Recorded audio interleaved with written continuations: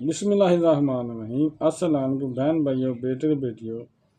आज की वीडियो का अनुमान है कि क्या मैं तुम्हारा रब नहीं हूँ। मेरी आंखों में आंसू आ गए थे जब मैंने कुरान पाक में ये पढ़ा कि क्या मैं तुम्हारा रब नहीं हूँ। अल्लाह ताला कुरान पाक फरमाता है कि क्या मैं तुम्हारा रब नहीं हूँ।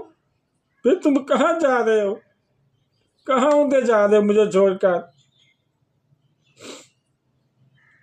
क्या दुनिया तुम्हें ज्यादा दे सकती है? गैरों से मांगते हो, गैरों से दुआएं करते हो, क्या वो दुनिया तुम्हें, क्या वो कब्र वाले ज्यादा दे सकते हैं? मुझसे क्यों नहीं मांगते? क्या तुम ये नहीं देखते कि तुम्हारे गुनाह रोज मेरे पास फरिश्ते लेके आते हैं, तो मैं उन्हीं फरिश्तों के हाथ तुम्हारा रिज़्क भेज देता हूँ कि तुम्हें ये समझ नहीं आती।